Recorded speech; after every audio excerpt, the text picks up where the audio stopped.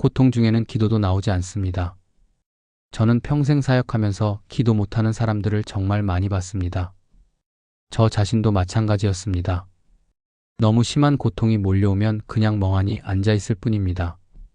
넋을 놓고 천장만 바라볼 뿐입니다. 입술이 굳어서 기도가 나오지 않습니다. 하지만 저는 확신합니다. 하나님께서는 그 침묵의 기도를 들으신다고 말입니다. 중요한 것은 무엇일까요? 바로 하나님을 붙들고 가는 것입니다. 고통 중에도 하나님을 외면하지 않는 것입니다. 고통 중에도 하나님을 바라보려고 혼신의 힘을 다하는 것입니다. 제 나이가 이제 환갑을 넘었지만 편한 적이 한 번도 없었습니다. 직장 다닐 때도 힘들었고 크리스천이 되고 나서는 더 힘든 시간들이 있었습니다. 어떤 분들은 저에게 묻습니다. 그렇게 힘든데 왜 그 길을 가십니까? 라고 말입니다. 여러분, 하나님이 완전하신 분이라면, 우리를 사랑하신다면 어떻게 고통만 주시겠습니까? 그런 고통만 주는 건 학대하는 아버지와 다를 바가 없지 않겠습니까? 이 고통과 함께 주실 때는 반드시 고통을 이길 수 있는 능력을 함께 허락하십니다. 반드시 터널에는 끝이 있습니다. 이 고통의 시간이 영원하지 않다는 것입니다. 이 고통의 시간에 반드시 끝이 있다는 것입니다. 고난이 쉬운 사람은 아무도 없습니다. 감옥에 처음 갔다 온 사람이 저에게 말했습니다. 두 번째 갈 때가 더 힘들었고 세 번째 갈 때는 견딜 수 없을 만큼 힘들었다고 말입니다. 고난은 익숙해지는 것이 아닙니다. 갈수록 더 무겁게 다가옵니다. 그럼에도 불구하고 고난의 의미가 해석되면 우리는 그 고난을 향해 기꺼이 뛰어들 수 있습니다. 제가 자주 두는 예가 있습니다. 바다에 폭풍이 치는데 왜 나가느냐고 물으면 대부분의 사람들은 위험하다고 피합니다. 하지만 서퍼들은 높은 파도를 보면 오히려 기뻐하며 뛰어듭니다. 왜일까요? 그 고난 가운데서 누리는 희열이 있기 때문입니다. 파도를 이기는 기쁨이 있기 때문입니다. 산모가 아이를 낳는 과정을 보십시오. 그렇게 고통스러워하면서도 둘째, 셋째 아이를 갖는 것을 보면 정말 경이롭습니다. 제가 아는 한 자매님은 10달 내내 입덧으로 고생했습니다. 남편이 보다 못해 제발 두 번째는 갖지 말자고 사정사정했지만 부인이 결국 또 둘째를 가졌습니다. 그리고 또 10달을 그렇게 고통스럽게 보냈습니다. 이것이 무엇을 의미합니까? 우리가 고통을 어떻게 바라보느냐에 달렸다는 것입니다. 만약 우리가 영생을 선물로 받았다면 이 육신의 삶이 다하고 영생의 삶이 우리가 상상할 수 없는 아름다움으로 펼쳐진다는 것이 정말로 믿어진다면 이 땅에서 겪는 고통은 그렇게 크게 느껴지지 않습니다. 사도 바울은 이렇게 말했습니다. 장차 올 영광에 비하면 지금 우리가 겪는 고난은 비교할 바가 아니라고 말입니다. 앞에 올 영광이 얼마나 강렬한 것인가를 우리가 아는 것이 중요합니다. 우리 고통의 크기를 재는 것은 별 의미가 없습니다. 따라서 고통은 왜 왔느냐가 문제가 아닙니다. 이것을 어떻게 이겨내느냐에 초점이 맞춰져야 합니다. 어떻게 이 고통을 이겨낼 것인가? 그 초점을 맞추기 위해서는 이 고통을 내가 어떻게 해석하고 있느냐가 가장 중요합니다. 의료 선교사 한 분의 이야기를 들려드리겠습니다. 이분의 부모님은 나 환자를 돌보는 선교사였습니다. 이분은 늘 두려웠습니다. 나도 나병에 걸리면 어떡하나 하는 잠재적인 공포가 있었습니다. 어느 날 집에 들어오면서 신발을 신은 채로 안방에 들어왔습니다. 아내가 깜짝 놀라 왜 신발을 안 벗고 들어오느냐고 물었을 때 그는 깨달았습니다. 아, 내가 드디어 감염된 것이구나. 바늘로 발뒤꿈치를 찔러보니 피는 나는데 고통이 없었습니다. 그날 밤 그분이 기도한 제목이 무엇인지 아십니까? 고통이라는 감각을 돌려달라는 것이었습니다. 제가 그 책을 읽으면서 깨달았습니다. 아, 고통은 생명과 하나구나. 생명 현상은 고통 현상이구나. 고통이라는 감각이 없으면 손가락이 떨어져도 모르고 발가락이 날아가도 모릅니다. 그분의 간절한 기도 제목은 고통을 돌려달라, 고통이라는 감각을 회복시켜 달라는 것이었습니다. 우리가 생명과 고통이 맞닿아 있다는 것을 알게 되면 고통을 이상하게 볼 이유가 없습니다. 현대 의료 시대에는 진통제가 발달했습니다. 고통을 줄여주는 약들이 많이 나왔습니다. 그래서 사람들은 고통을 잊어버리는 방법에 의존하기 시작했고 오히려 고통을 더 무서워하게 되었습니다. 제가 어릴 때만 해도 마취약을 구하기 어려웠습니다. 초등학교 시절 마취 없이 다리 상처를 꿰맨 적이 있습니다. 그것도 참을 수 있었습니다. 하지만 오늘날 고통을 견디지 못하는 사람들이 늘어났습니다. 지금 문제가 되는 펜타닐 같은 것도 원래 암 환자를 위한 진통제입니다. 멀쩡한 사람들이 고통을 피하겠다고 그것을 쓰다가 죽음에 이르는 일이 얼마나 많습니까? 고통을 보는 관점이 잘못된 것입니다. 고통을 맞설 수 있는 힘을 구해야 하는데 고통 자체를 피하려는 태도 때문에 우리는 성숙할 기회를 놓치고 맙니다. 고통만큼 사람을 성숙하게 만드는 것은 없습니다. 하지만 고통 없이 성숙할 수는 없습니다. 그 성숙의 의미를 놓쳤기 때문에 고통 자체를 피해버리는 안타까운 일이 벌어집니다. 결혼도 그렇습니다. 요즘 결혼 안 하려는 사람들이 많고 자녀를 낳지 않으려는 사람들도 많습니다. 고통이 두렵기 때문입니다. 옛날에 결혼할 때는 3가지 반지를 받는다는 농담이 있었습니다. 하나는 약혼 반지 인게이지먼트 링, 2번째는 결혼 반지 웨딩 링, 그리고 3번째는 서퍼링 고통이라는 것입니다. 결혼 생활에는 반드시 고통이 따른다는 뜻입니다. 연애할 때는 서로 좋은 면만 보고 지내지만 결혼하면 몰랐던 면이 드러납니다. 관계를 조정해 나가는 시간을 겪으면서 얼마나 많은 고통이 따르는지 모릅니다. 그러나 그 고통을 겪으면 겪을수록 우리 사랑의 한계가 드러납니다. 우리 힘으로는 견딜 수 없다는 것을 알게 됩니다. 그래서 예수님의 사랑이 필요하다는 것을 깨닫게 됩니다. 오래 참는 사랑, 온유하고 질투하지 않고 자랑하지 않고 교만하지 않고 무례히 행하지 않고 자기 유익을 구하지 않고 악한 것을 생각하지 않고 불의를 기뻐하지 않고 진리와 함께 기뻐하고 모든 것을 참고 모든 것을 믿고 모든 것을 바라고 모든 것을 견디는 사랑 말입니다. 이런 사랑이 결혼이든 직장이든 내 인생 전체를 관통하는 삶을 한 작품으로 완성시킵니다. 내 안에 없는 사랑을 내 밖에서 구하는 것 자체가 하나님을 찾는 마음이고 신성을 갈구하는 마음입니다. 예수님께서 십자가에서 그것을 우리에게 주셨기 때문에 그분을 만나게 되면 그분이 우리 안에 들어오시면 고통이 해석될 뿐만 아니라 고통을 이길 수 있는 힘이 생깁니다. 그래서 신앙은 이 시대에 반드시 필요합니다. 선택의 여지가 아닙니다. 이것은 반드시 있어야 하는 것입니다. 그분이 우리에게 주시는 것은 고통을 빼주는 것이 아닙니다. 고통을 견딜 수 있는 힘을 주시는 것입니다. 그분이 아니고서는 우리가 감당할 수 없는 이 시대의 아픔과 고통을 그분의 능력으로 넉넉히 이길 수 있습니다. 놀랍게도 예수님은 십자가 지기 전날 밤에 이미 내가 세상을 이겼다고 선포하셨습니다. 너희는 세상에서 환난을 당하나 담대하라, 내가 세상을 이겼노라고 말씀하셨습니다. 십자가 지기 전에 이미 세상을 이기셨기 때문에 십자가를 지신 것입니다. 고통의 의미가 해석되었기 때문에 그분은 고통 속으로 뛰어드신 것입니다. 우리도 마찬가지입니다.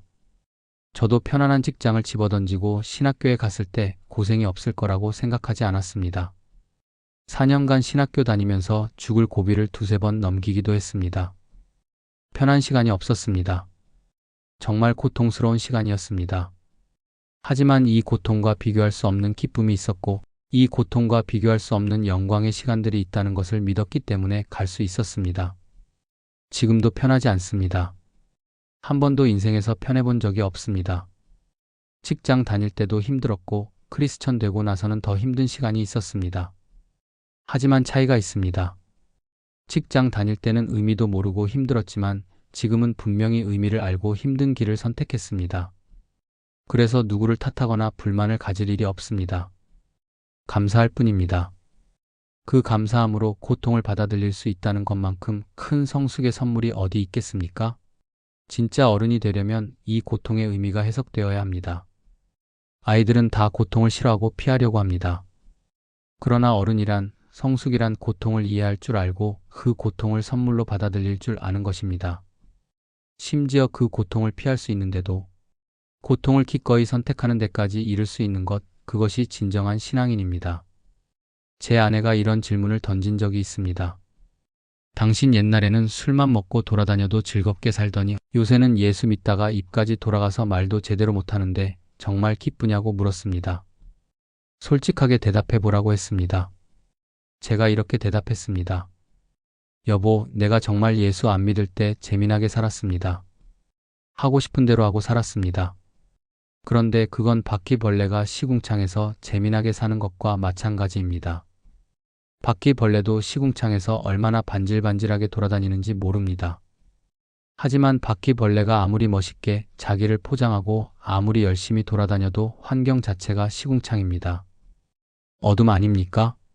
우리가 정말 빛 가운데로 나와서 빛 가운데서는 어떤 어렵고 힘든 상황을 겪더라도 방향이 보이는 고통입니다. 더 중요한 것은 그분이 우리에게 주시는 기쁨은 빼앗기지 않는 기쁨입니다. 상황이 우리를 흔들지 못하는 기쁨입니다. 그 기쁨은 나로부터 비롯된 것이 아니기 때문입니다. 예수님으로부터 비롯된 것이기 때문입니다. 그분은 변하지 않는 하나님이시고 변하지 않는 성품에서 주어진 영원한 것이 우리 안에 오면 절대로 변질되지 않습니다. 따라서 우리가 아무리 고통스러워도 그 기쁨은 빼앗기지 않는 기쁨입니다. 초대 교부 중에 순교의 마지막 순간까지 기쁨을 잃지 않고 순교를 당했다는 기록들이 있습니다. 믿기지 않는 기록이지만 그럴 수 있습니다. 끝까지 고난의 시간에 맞닥뜨릴 때 주님께서는 고난보다 더 큰 기쁨을 우리에게 주십니다. 어떤 진통제보다 훨씬 더 강력한 진통 효과를 가지는 기쁨을 주심으로써 그것을 이겨낼 수 있는 놀라운 선물을 함께 주시는 것입니다. 여러분, 하나님이 완전하시다면, 그분이 우리를 사랑하신다면 어떻게 고통만 주시겠습니까? 이 고통과 함께 주실 때는 반드시 고통을 이길 수 있는 능력을 함께 허락하십니다. 반드시 터널은 끝이 있습니다. 터널 끝에는 한 줄기 빛이라도 그 빛이 있다는 것 때문에 우리가 안심하고 갈 수 있습니다. 언젠가는 끝이 있습니다. 이 고통의 시간이 영원하지 않습니다. 이 고통의 시간에 반드시 끝이 있습니다. 그것 한 가지만 알아도 충분히 갈 수 있습니다. 신앙의 길로 접어든다는 것은 사고와 판단과 결단의 기준이 나로부터 하나님께로 옮겨졌다는 것을 뜻합니다. 누구에게나 고통이 있습니다. 그러나 이 고통을 나를 중심으로 바라보면 견디기 어렵습니다. 훨씬 큰 부담이 됩니다. 우리가 나 중심을 깨지 않으면 신앙은 한 걸음도 나갈 수 없습니다. 내가 하나님한테 이렇게 했는데 하나님이 나한테 이러실 수 있나? 제가 아는 한 의사분은 많은 암 환자를 대하면서 가장 고통을 해석하지 못하고 받아들이지 못하는 사람들이 목사라고 했습니다. 주의 종으로 이렇게 헌신해 왔는데 어떻게 내게 암을 주실 수 있느냐는 것입니다. 암을 바라보면 해답이 없습니다. 암은 이미 나한테 와 있습니다. 암을 주신 분도 하나님이라면 거두어 가시는 분도 하나님입니다. 생명을 주신 분도 하나님이라면 생명을 거두실 분도 그분이십니다. 토기가 토기장이한테 항변할 자격이 없는 것입니다. 고통받는 사람들한테 이런 얘기를 함부로 할 수는 없습니다. 그러나 고통을 보는 관점을 어디서 바라보느냐는 내 입장이 아니라 하나님 입장에서 바라보는 것이 성경적인 답입니다. 날 때부터 맹인된 사람을 보고 제자들이 저 사람이 본인 죄입니까? 아버지 죄입니까? 물었을 때 예수님께서 완전히 패러다임을 바꾸셨습니다. 본인의 죄도 아니고 부모의 죄도 아니다. 이것은 하나님이 행하시는 일을 나타내려 하심이다. 하나님 쪽으로 관점을 완전히 바꾸신 것입니다. 부자 청년이 따라왔을 때도 그랬습니다. 부자 청년은 없는 것이 없었습니다. 재산도 있고 젊고 권력도 있었습니다. 그런데 이 사람이 내가 구원받았나 안 받았나 불안하기 때문에 예수님한테 와서 선한 선생님, 어떻게 해야 구원받습니까?가 물었습니다. 계명을 지키라고 하니 다 지켰다고 했습니다. 그러자 예수님께서 내가 가진 것을 다 팔고 나를 따르라고 하셨습니다. 그는 근심하고 돌아가 버렸고 다시 등장하지 않는 인물이 되었습니다. 그는 모든 것을 가지고 신을 컨트롤할 수 있다고 믿었기 때문입니다. 신도 하나의 소유물일 뿐이었습니다. 어떤 사람들은 내 고통을 통해서 신을 컨트롤하려고 하는 우상의 생각을 가지고 있습니다. 당신은 이 병을 낫게 할 책임이 있다. 당신의 자녀라면 나를 건강하게 할 책임이 당신한테 있다고 말합니다. 욥기를 자꾸 읽게 되는 이유가 뭡니까? 나한테 원인이 없는 고통도 있을 수 있다는 것을 알려주기 때문입니다. 귀로만 듣는 하나님이 아니라 눈으로 보는 하나님, 우리 존재 전체로 받아들여야 할 하나님이지 우리 편의대로 기능적으로 소화할 수 있는 하나님을 받아들이는 것이 아닙니다. 우리 신앙이 그 틀을 한번 넘어가지 않으면 다른 종교인과 하나도 다를 바가 없습니다. 어쩌면 초월 명상하는 사람보다도 더 불안한 사람들이 됩니다. 궁극적으로 주님을 만났다는 것은 인생의 내가 더 이상 주인이 아니고 예수 그리스도를 주라고 고백했다면 살아가는 삶의 무게와 축이 완전히 그분에게 옮겨졌다는 것을 뜻합니다. 사도 바울은 이제는 내가 사는 것이 아니요 내 안에 그리스도께서 사시는 것이라고 표현했습니다. 내가 지금까지 나 자신 중심으로 형성해왔던 모든 종교적 장식물, 스펙은 다 배설물과 같다고 고백했습니다. 왜 사도 바울을 사도라고 말하겠습니까? 그가 주님 편으로 완전히 옮겨갔기 때문입니다. 따라서 우리가 예수 믿으면서도 여전히 내 중심에서 질문을 던진다면 우리는 한치도 앞으로 나가지 못합니다. 하나님이 이 일을 통해서 무엇을 하시려고 하시는지, 하나님 저를 통해서 이 고통이 지금 암이라고 하는 일을 통해서 하나님은 무엇을 하기를 원하십니까? 물어보면 훨씬 우리는 그 고통을 이겨낼 수 있는 또 다른 지혜와 능력을 갖게 됩니다. 실제로 제가 전해 들은 분은 말기암 환자였는데 의료진을 다 전도하고 떠나셨습니다. 쉬운 일이 아닙니다. 제가 이렇게 말한다고 해서 쉬운 일은 아닙니다. 하지만 아무리 고통스럽더라도 우리 자아가 깨어지고 산산조각이 나고 우리가 주님 중심으로 옮겨가는 그런 시간이 없으면 우리는 절대로 주님을 따르고 있는 것이 아닙니다. 여전히 우리는 자기 자신을 따라가면서 주님을 따른다고 말하는 것입니다. 여전히 주여 주여 하고 있지만 실제로는 신앙 없는 사람과 다르지 않은 삶을 살아가는 것입니다. 세상에서 성공한 사람과 하나도 다를 바 없는 성공지상주의자가 되고 마는 것입니다. 고통의 시간은 그때는 이해가 안 되고 눈물이 쏟아집니다. 고통 중에 기도도 나오지 않습니다. 저는 기도 못하는 사람을 너무 많이 봤습니다. 저 자신도 너무 심한 고통이 들어가면 그냥 앉아있을 뿐입니다. 넋을 놓고 바라볼 뿐입니다. 기도가 잘 나오지 않습니다. 저는 하나님께서 그 침묵의 기도를 들으신다고 믿습니다. 중요한 것은 하나님을 붙들고 가는 것입니다. 고통 중에도 하나님을 외면하지 않는 것입니다. 고통 중에도 하나님을 바라보려고 혼신을 다하는 것입니다. 그것을 하나님이 제일 기뻐하신다고 믿습니다. 그분께서 우리에게 상한 심령을 요구한다고 말씀하셨듯이 우리의 가난한 심령, 우리가 고통스러워하면서도 주님을 향한 그 시선을 외면하지 않고 거두지 않을 때 하나님은 그 고통과 함께 아파하시고 고통이 끝날 때까지 함께 하십니다. 여러분이 힘들면 힘들수록 주님을 더 신실하게 의지하고 더욱 전적으로 의지하십시오. 전인격적인 하나님이 결코 나를 버리시지 않는다는 믿음으로 견뎌내야 할 시간입니다. 주님만 더욱 바라보면 좋겠지만 혼자서 바라보기 어려울 것입니다.